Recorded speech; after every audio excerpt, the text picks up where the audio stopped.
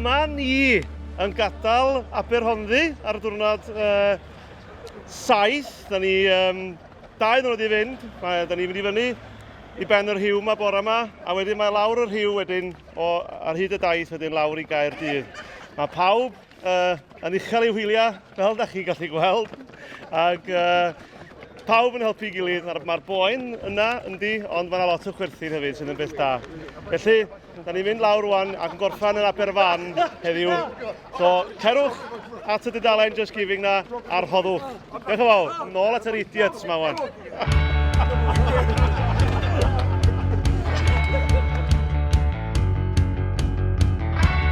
Ie, wedi bod yn edrych mlaen am heddiw am sbelfach. Mae'n chance rili helpu mas gyda'r charity fan hyn, ond helpu mas hefyd gyda'r Hofrennydd Cymru hefyd. So yeah, no, really edrych mlaen. Mae'r tywydd gyda ni, so byddai'n great. It's almost the end, so we're kind of on the home stretches now, and everyone's in good spirits this morning. And I've got my pa here. Perfect walking conditions today. Yeah, we're going to have a good time today, I think.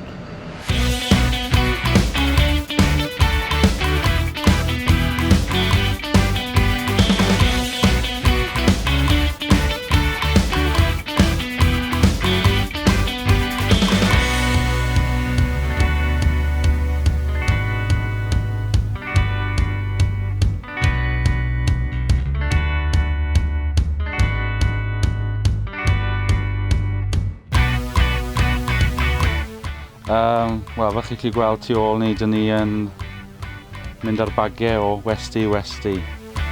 Dwi'n edmygu'r boes ma sy'n cerdded. Dwi'n gwybod bod nhw'n brifo bob nos. Dwi'n brifo byn bach, ond ddim cymaint â nhw. Dyn ni'n hoffi gweld bod pawb yn iawn, a na'r unig rheswm ni yma am hynny, i wneud siŵr bod pawb yn iawn, a wrth gwrs ni yma i gefnogi rhys ar ymgyrch i godi'r arian ar gyfer y Ambiwlans Awyr.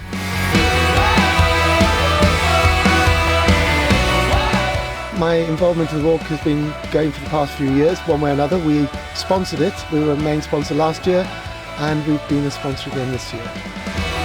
I thought it would be good to try and do something this year, so I accepted the role of minion. My skills for the week were going to be put to test in the form of welling in posts and putting up banners. My wife, who's walking, I think will be very glad that tomorrow afternoon represents the last day. But no, yeah, when you get into a team like this and you've got one focus, everyone pulls together, it's great fun. So yeah, when that comes to an end, it's always a bit of a shame. I'm sure we'll think of another project pretty shortly after, but so far so good.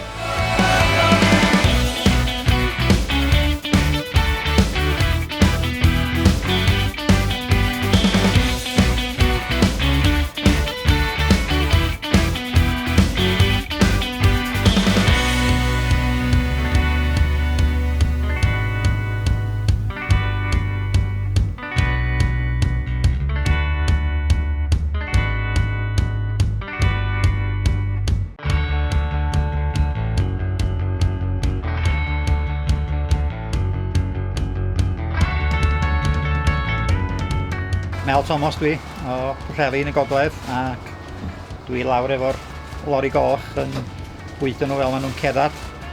Dwi'n gwybod beth yw'r gwaith anodda, cerdded, a cael y lori, mae lawr y strydoedd a ffindio lle parcio iddi.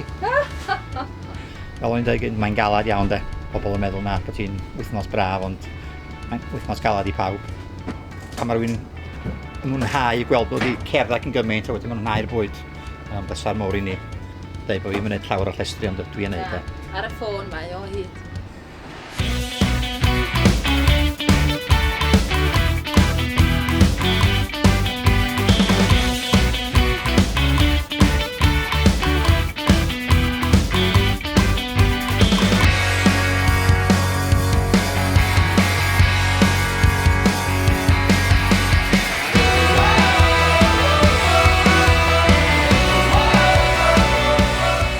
Wel, dyna ni wedi gorffan 7th diwrnod. Lle dyn ni? Yn Merthyr. Aberfan! Aberfan! Oedd hwnna poeth i'w? O, hwnna'n ddwrnod anodd. Oedd ddwrnod hir, ac oedd hi'n fath dweud, o boeth. Os am byd yn ei stopio ni wan, ag oedd ydyn? Heblaw bod yna rhywun yn sefyll ar yn rhoi di rwan. Ie. Dyna un cyrraedd, ond mae pob bynnag sy'n mynd i sefyll yna fo ddim yn cyrraedd. Felly, cerwch i mewn i'r pwgedi, plis, a cyfrannwch, os da ni wedi gweithio'n galad, da ni bron a disgyn, ond fy nhw'n i gyrraedd Caerdydd fory, ac wrth gwrs, mewn i'r castell ac i wyl tafwyl. Diolch yn fawr chi.